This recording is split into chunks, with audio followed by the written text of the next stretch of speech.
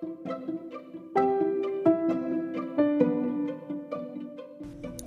you day, everybody? It's your girl, Dr. Tommy, better known as Oma Abasa. Welcome to the Wellness and Wahala podcast today. And if you're joining us for the first time, Wahala in Nigerian Pidgin English means issues, problems. So we go give you great tips on how to avoid or overcome, various wahalas that you might face. And today I have a very special guest for you. His name is Biodun Abudu. He is a great artist and author, and he uses his time, his talent, his treasure, and through his art and through his 2 books, which he will explain more about, but how he uses it to promote wellness. And, he's faced a lot of wahalas in his life, but he's turned, what was negative into positive and was able to use that to transform himself and to transform others. And he'll speak more on that. So thank you for being on our podcast. So over to you. Let them know who you be. Yes.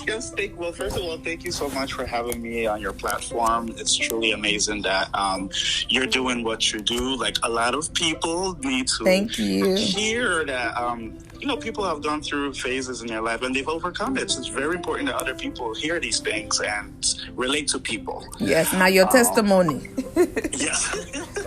So, when I used to live in Chicago or even Nigeria, I faced so many things, from being homeless to, failing, my grades in school and other challenges as well. And no matter what I faced, I always had people in my corner that I could call, I could speak to, that could advise me, help me, and were truly there to want to help me. Like your mentors, Yes. Cheerleaders. Okay. Yes, because sometimes you're given, and this is what I've experienced later down in the years, that sometimes you could be telling your problems to people who are actually just behind the scenes laughing. Mm-hmm. I want monitoring spirits, haters, Those are the worst ones that be smiling in your face and then behind your back, they go carry rubbish gist. Yes. And I've been able to differentiate the two. Those are not really supportive. They just want to hear what's going on. What's the update to your life? Are you failing? Have you been thrown out of your house? Those are you have to differentiate them. And now discernment. For those time wasters. Yes. And through my volunteering, through my because I used to do a lot of dance, I've met so many people, and through those experiences, I've been able to write my 2 books. Both of them are true life stories. I did meet both of the individuals that the books are on.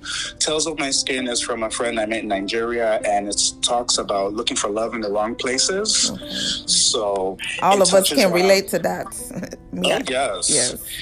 And sometimes looking for love in the wrong place, you start to see people who are just eating you up, the lynches, the people who are just living off of you. Mm-hmm. You have the people who are married, that their ring is not even on their finger, they've been lying to you for the past 6 months, and you find that they have almost 2 wives outside of the country. Yeah.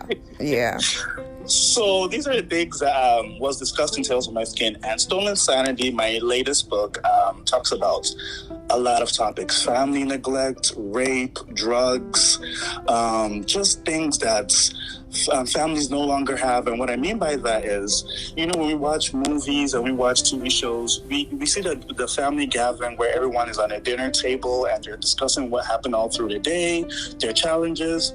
We don't have that a lot anymore. So this is what Stolen Sanity talks about. And from the name itself, it's over the years of challenges and pain and abuse, her sanity was taken away. And sometimes, unfortunately, it could be taken away by family members itself, or a loved one, or someone close to you. Yeah. Yes. And that's why with this book, I wanted to share her story and really touch on mental health. Being able to stand firm on your no, being able to avoid who or what is negative in your life, staying away from the negativity, because it's very important that you stay strong and stay away, or not go to events where you feel like you're pressured and the people there clearly don't like you. You don't want to go there and, go back to square one. Right. You want to live and bask in positivity. Right.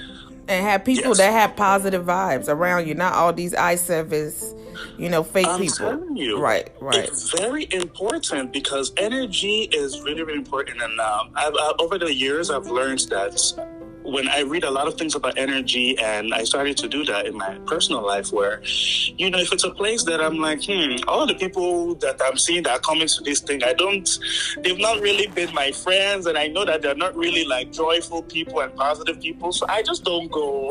Right.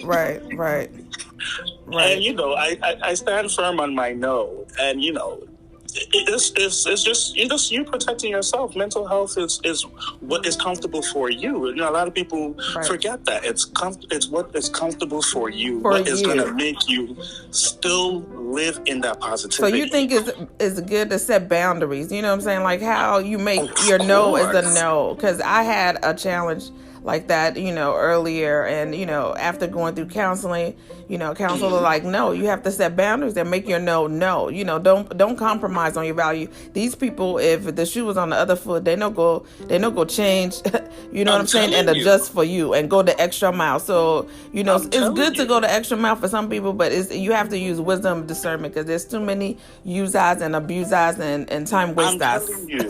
Yes. And I'm glad that you said that, because setting boundaries is important. Yes. And this is, again, using my personal story, because I feel like I relate to all the characters I've written my books on. Okay. When for example, like when you go to places that you're no longer friends with certain people that are there, it's important for people to know that if this person is there, I have the right to say, I don't want to come because this person is there. Right. A lot of people will try to pressure you into, be cordial, peer say pressure. hi. Right, no. But let me tell you something. It hasn't happened to me, but I've seen where you force people to say hi, and clearly they're not cool with this person. Then things happen. This person is going to jail. That person is going to jail. Mm-hmm. The person that told them to be cordial and say hi will now stand to the back and not say anything when the person needs help. And they're the ones that instigated.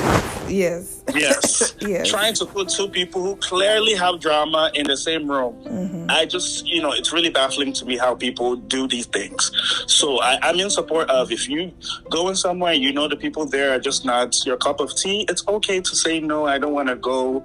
I'll support you at another time, or I'll send a gift to you. I hope you understand. And if the person doesn't understand, fine. Oh, right. Yeah, move on. Like, sorry, I apologize, but your peace and sanity is more important than trying to be a people pleaser to people that are not important. Exactly. So, yeah. I totally agree with you. And that's part, just like you said, of your mental health, setting boundaries, knowing your limits, knowing that you want to be around positive energy. And if you sometimes you can't avoid some negative energy, like it might be your workplace or, some family members, that we inherited. So, you have to, adjust and know how to deal with them, like, certain holidays and gatherings. But if it's people that, are non-essential, you know what I'm saying? Like I tell people, I said there's essential and non-essential people. You understand? So I said, be on my essential list. One lady, she was upset with me. I said, no, first essential, now my family, now my blood. Of course. Then the other ones are like people within your catchment area that, you must see most often, like maybe at your work or your church or your, if you're part of like a sorority or some type of group, like there's a certain clique of people within that community that you just have to see. You know what I'm saying? So you got to tolerate. Right. You got to tolerate them. But the people that, are like the associates, extracurriculum friends. And you're not even loyal. You don't have positive energy. You're always negative. They carry people's gist up and down, gossiping, busybodies. I said no. I said we rebuke that spirit and that devil it should go back to sender. You understand? So I understand, though. I totally agree with you, and that's why I think your book is so Good. Stolen Sanity and Tales of My Skin. But also I want you to talk about your art too, because you are a great artist. You are a great dancer. I met you actually the first time when you were dancing and performing with my sister, TT Low-Key. Shout out to her. Yes. My Afrobeat, Afro Trap princess. Love her. But your dancing skills, like, as people say, you can't be jack of all trades, but you really make being multi-talented very easy. So please talk about, your work, like being a choreographer and a dancer, and also the type of art that you do, and what motivated you, and what is it about that? Because art is also part of wellness. Like, I love going to art exhibit. I love, understanding people's messages and stories through their art. Yeah. Yes. And one thing I learned before I got really comfortable in, my artistry is being able to go outside and see what other artists do. Okay. My friend Titi, for example, I'm going to her shows, watching her videos, just seeing other people, whether I go to another friend's Broadway show, whether I go to another friend's opera show, you have to see what other people are doing and how comfortable they are in their skin, and taking from that as well. Mm-hmm. So because of that, I was able to get comfortable with my painting. I used to feel pressured, like, I can't draw faces, so I don't even know if people even bother looking my way. But when you start to see other people's work, you're like, this person found a way to make it work for them. Exactly. So I started, drawing most of my things without faces, and I got really, really great positive feedbacks. I do shows here and there at restaurants, cafe. Recently, I did one at Sion Cafe in Harlem, in New York. Nice. And I had an art reception where we were able to talk about artworks. And everywhere I go, I always say women are a huge inspiration for my work. If you've noticed, you see a lot of my artworks are mostly women. Yes, I do. Yes, inspirational. They really stand on the word strong. They are strong individuals. I look up to them, and I feel like they don't get enough credit for who they are and what they've done and the things they are doing. Yes, so we queens, baby, we queens. So it feels good to get a king like you, yes, empowering and giving the queen shout out, because we need that. Yes, so that's why most of my work is surrounded and it's about women. Even one of my paintings I did, The Last Supper, I call it Her Last Supper. I made it all women. Nice. I made it all women. Like, why not? Yes. Yes, and I tell people, like, when they always talk about the 12 disciples, I'm like, y'all forget Mary and Martha. Like, there's a lot of women that were vital in Jesus' ministry. But you know how, just how gender plays in our society, and the inequalities that exist, and the people that write our history. So that's why it's so good to have people like you that are artists, that can speak through your art, that can speak through your dance, that can speak through your writing, that can, display the strengths, of a woman, and how we contribute, to society and our families. Yeah. Yes, and even when I was small, I said this at my last show. I've always wondered why everything was so, like, it was a lot of men in the Bible and not enough women. I'm like, did the man throw out the female stories away? Because I think it was the Jewish culture. The Jewish culture is more male centered. So they don't focus too much on the women, but when they do, you can see the women that they do talk about in the Bible. They play, very great significance. So and I always love that it was men that wrote those stories. Whether it's Queen Esther or Mary or Martha, like you would hear those things about them, but they were written by men. So it's one thing for us to be queens and hold it down, but it's another thing to have our king, backing us up and empowering us. And that's how that gap, can be closed. Because when men, don't give us a seat at the table, you can be there like, yo, we need to make sure that, we have women represented, in decision making and in art, like just like you said, in the art that you do, it's not only male driven. You also do male, even you say you paint more women, because you love our strength and, And yes, and through the work, I hope that when people see the work I've done, they understand that in a kingdom, you don't have the queen at the back. You have her by your side, holding her hands. Yes, so a lot of people need to know that. Yes, that's the key points. We know they behind. We know they under. We know they under. We know they outside. We are, we are partners. You know what I'm saying? And we're partners building this dynasty. You know what I'm saying? And building the legacy and using, our different, talents coming together. You know what I'm saying? To strengthen our family and our community and our nation.